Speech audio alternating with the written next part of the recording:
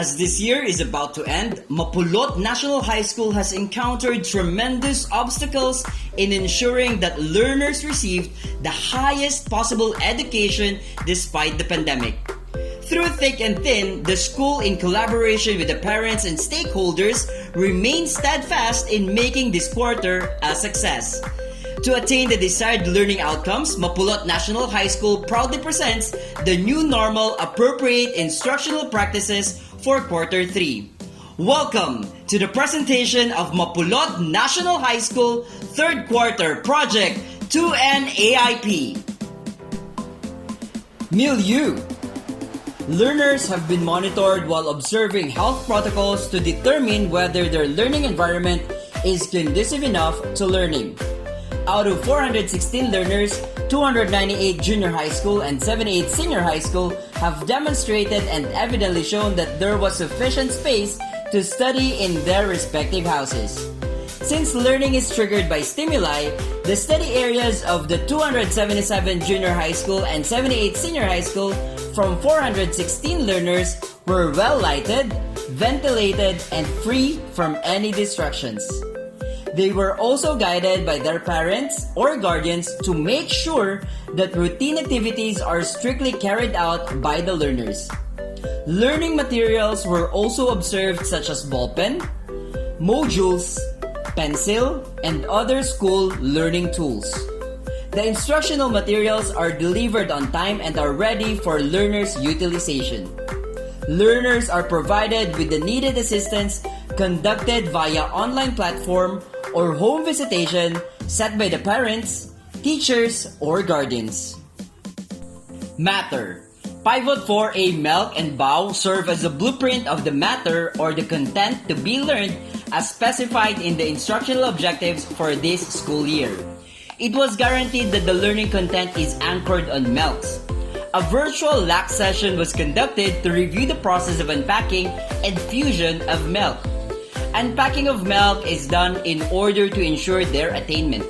Fusion of milk is made to simplify learners' work. Mastery of the content is given more importance rather than the completion of the curriculum coverage. Remedial activities are provided to slow learners, while enrichment activities are offered to deepen learners' understanding of the content. Students' outputs are not too much too soon. The learner's tasks relative to the content is realistic. The learning activity provided to the students are responsive to the needs of the family and the community.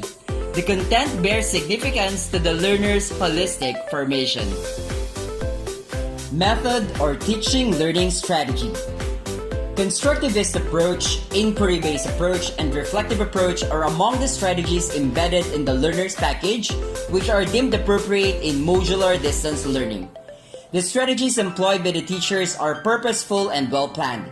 The strategies used by the teachers, such as constructivist approach and ICT integration, are responsive to the needs of the learners in difficult situations.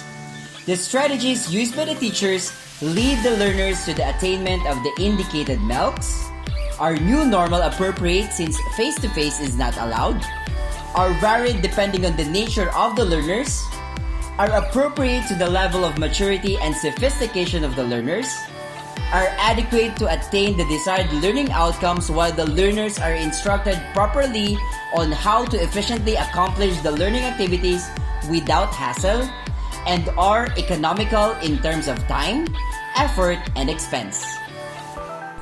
Materials. Appropriate learning materials is equivalent to quality learning. To make learning more meaningful, learners are properly oriented on learning resources available in the locality. The school ensures the availability of resources to be used by the learners, while the teachers use quality-assured learning materials. The materials prescribed by the teachers help the students in understanding the world they live in. To portray reality, teachers use materials that allow learners to have a direct experience of the things they read and observe, and encourage learners to produce outputs relevant to the concepts learned. Some of which include creating mini volcanoes and simulating volcanic eruptions in science, and abstraction using creative presentations like graphic organizers. To ensure the correct utilization of materials, clear instructions are provided to the learners. Kumusta kayo? Makinig kayo at ito yung instructions ko para din sa inyong learning task 1. Ang dami ko kasing natanggap na messages na nagtatanong kung paano gagawin. So makinig ganito ang gagawin ninyo. So sa materials naman, unahin natin ang materials. Yung mga growing media ay may mga materials niyan, yung mga yan ay pwedeng makuha, mayroon yung mga available mismo sa inyo ng tahanan. Na hindi nyo na kailangan lumabas pa, lumayo para kumuha.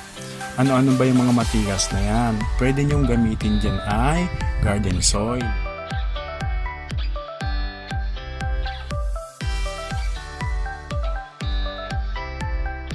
Media. Since social media conquered our day-to-day activities, we should make our Gen Z learners actively and positively engage in learning process with the help of multiple channels of communication. The medium of communication used in delivering and learning lessons is flexible. Example, the learners and their parents or guardians are allowed to use their preferred medium of communications for enhanced understanding. Teachers use the available channels of communication such as phone calls, text, or Facebook Messenger to get connected to the parents or guardians of the learners, to monitor learners' accomplishment of school-prescribed tasks, to validate learners' responses in self-learning materials, and reach out to school personnel who are in their work-from-home schedules. The school personnel use video conference apps such as Zoom and Google Meet to conduct remote meetings. The school personnel use emails and messenger to submit pertinent documents relevant to the management of instructions. Mr. John Loven G. Marasigan, Administrative Assistant 2, together with Mr. Ronnel M. Atienza and Ms. K.N.A. Iglesia, Senior High School and Junior High School ICT Coordinators respectively, were assigned as school employees to manage the official communications of the school. Motivation. Sustaining the parents and stakeholders motivated is one of the challenges needed to be addressed even before pandemic. Yet the school always makes sure that the parents and stakeholders take great parts in school activities. The school provides orientation to parents and guardians on how to keep their children motivated. The school provides parents and guardians incentives in guiding their learners at home. The parents and guardians are provided with intrinsic and extrinsic motivations. That is why quarterly recognitions were conducted to honor active parents and supportive stakeholders. To sustain learners' interests in doing their schoolworks at home, challenges met by the learners should be properly considered and acted upon. And comprehensive and accurate discussion on DepEd guidelines regarding the use of schools' preferred learning modality is conducted. Listen, wellness is life. Wellness is life. Listen, wellness is life. Ito ang bagong mantra. Dahil wellness is life. Mastery. The school uses Pivot 4A BAU in ensuring that MELs prescribed by the DepEd Central Office are properly implemented as prescribed. Proof of mastery of MELs are kept in school. Reports on interventions provided to the learners needing assistance is made available in the school. Students' reflections that are suggestive of mastery of the contents spelled out in the Pivot 4A BAU should be in place for validation purposes. The school has an effective system of monitoring and evaluation of the learner's mastery of the contents.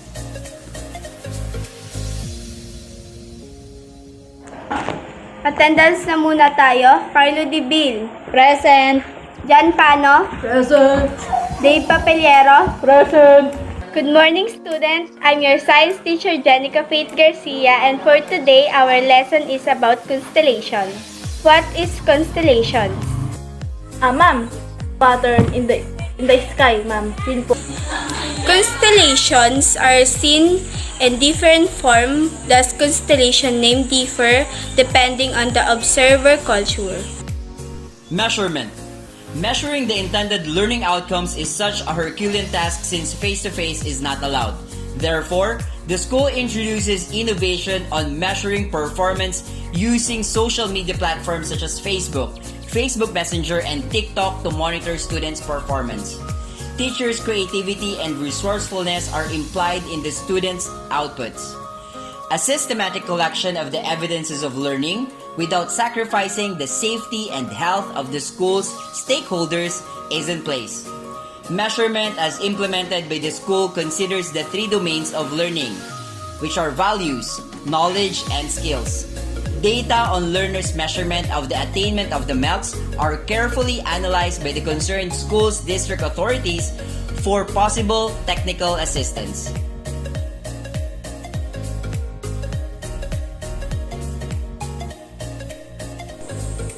Thank you po, MAPULOT National High School teachers.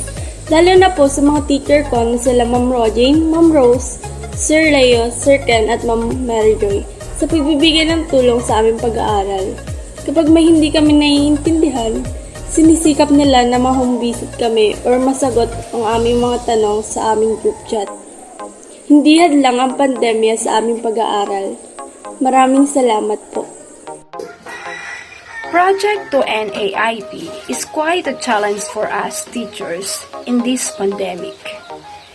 Yet, as a teacher, I know it is our collective responsibility to assist and guide our learners in their lessons in these challenging times.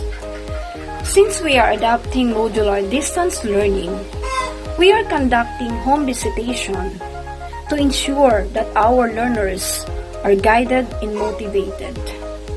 This time, lumabas ang pagiging creative and resourceful ko upang mas mapadali sa mga bata ang pag-intindi ng kanilang mga aralin. Nadagdagan ang aking kaalaman at higit sa lahat, kaya ko palang lumabas sa aking comfort zone at maging isang huwarang guro sa iba. Sulong edukalidad.